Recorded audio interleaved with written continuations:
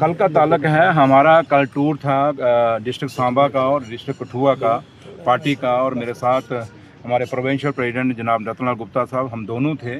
बाकी अच्छे प्रोग्राम हुए। सिर्फ एक हीरानगर में एक आदमी था, वो प्लांटेड था किसी पार्टी का, और मुझे समझ नहीं आती कि भारतीय जनता पार्टी के लोग चाहते क्या हैं, क्योंकि वो भारतीय जनता पार्टी का वर्कर है। उसकी फेसबुक आईडी आप खोल लीजिए, आपको खुद पता चल जाएगा कि वो कौन है।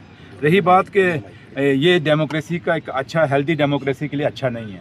हर पार्टी को इजाज़त है अपनी बात रखने के लिए, और जैसे कल कोई बीजेपी के लोग कोई प्रोग्राम करें तो हम नेशन कॉन्फ्रेंस के भेज दें, ऐसा नहीं है, क्योंकि हमारे लीडर ने कभी हमें ये नहीं सिखाया कि आप ऐसे करो।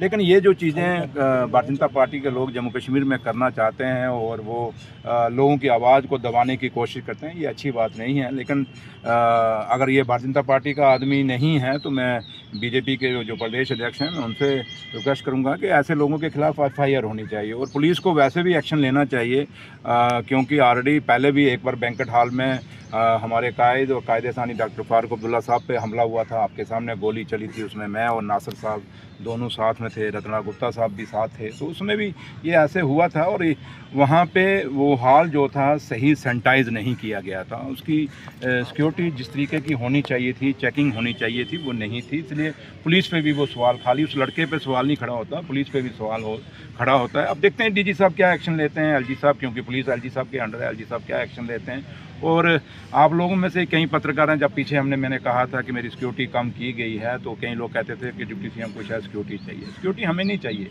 एक आम आदमी में होता जैसे पहले होता तो जैसे पहले इलेक्शनों में मेरी PSO विड्रा कर लिए थे तो क्या हो गया, कुछ नहीं हुआ। बट आज मैं जम्मू कश्मीर का डिप्टी चीफ मिनिस्टर जब हूँ, तो उस माता रानी की कृपा से तो लोगों ने मुझे जिता के अगर भेजा है, तो जम्मू कश्मीर पुलिस का फ़र्ज़ बनता है कि हम लोगों को प्रोटेक्ट करना, और बस वही है। तो इसलिए अब आपको उसको कंडेम करना चाहिए, क्योंकि ये आज एक इतने बड़े ओहदे पे बैठे हुए आदमी के साथ वहाँ एक आदमी उठ के, क्योंकि उसने कोशिश की स्टेज पे चढ़ने की, लेकिन पुलिस ने मेरे जो PSO हैं उन्होंने उसको चढ़ने नहीं दिया। तो इसलिए अगर मेरे PSO अलर्ट ना होते तो शायद वो ऊपर चढ़ ही जाता। लेकिन जो वहाँ का SHO है और जो DSP है, उनके खिलाफ एक्शन होना चाहिए, मैं उम्मीद करता हूँ। सर, पहला समय होता था सिक्योरिटी जो है इतनी पुख्ता होती थी, कई पॉइंट्स क्रॉस करने के बाद शख्स जो है वो डिप्टी CM या CM तक पहुंचता था।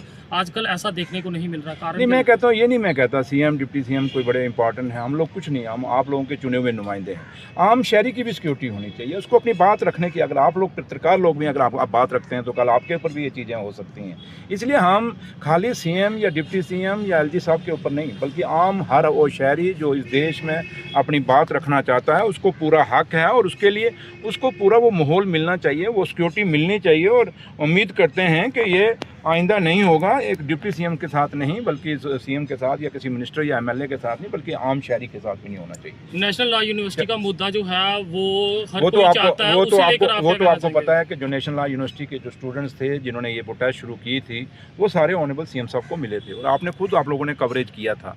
और वो बच्चे जब वहाँ से मिल के आए, उन्होंने बड़ी तारीफ की थी चीफ मिनिस्टर साहब की, आपको याद होगा। इसलिए चीफ मिनिस्टर साहब ने जब एश्योरेंस दे दी, बात हो गई, बात खत्म हो गई। अब ये ऐसे ही उसने अपने आप को, मैंने कहा ना, वो प्लांटेड था, वो NLU के लिए नहीं था, वो नेशनल लॉ यूनिवर्सिटी के लिए नहीं था। अगर नेशनल लॉ यूनिवर्सिटी के लिए होता तो मुझे अकेले में भी बात कर सकता था कि सर हमारी ये जम्मू की, और मैं जम्मू से हूँ। क्या मेरा खुद का बेटा, आप लोग जानते हैं, उसने लॉ की हुई है। तो इसलिए ये बात, जहाँ तक मैं वो शख्स हूँ खास करके जिसने जम्मू एग्रीकल्चर यूनिवर्सिटी का आंदोलन किया हुआ है। हमने जम्मू एग्रीकल्चर यूनिवर्सिटी मैंने बनवाई हुई है। आज अगर सुकास जम्मू में फंक्शन कर रही है तो इसका आंदोलन जाके पूछिए किसने किया था, मैं था। तो इसलिए हम तो वो लोग हैं जो हमेशा जब भी जम्मू के साथ कोई डिस्क्रिमिनेशन हुई तो उसकी बात को उछाला, उसको उठाया और उसको पूरा किया। और आज डिस्क्रिमिनेशन की बात ही नहीं है, क्योंकि जब उमर साहब ने डिस्क्रिमिनेशन की बात ही नहीं की, ये खुद इनको घर बैठ के लग रहा है कि डिस्क्रिमिनेशन हो रही है। बाकी है कि जहाँ तक नेशनल लॉ यूनिवर्सिटी का ताल्लुक है, नेशनल कॉन्फ्रेंस के मैनिफेस्टो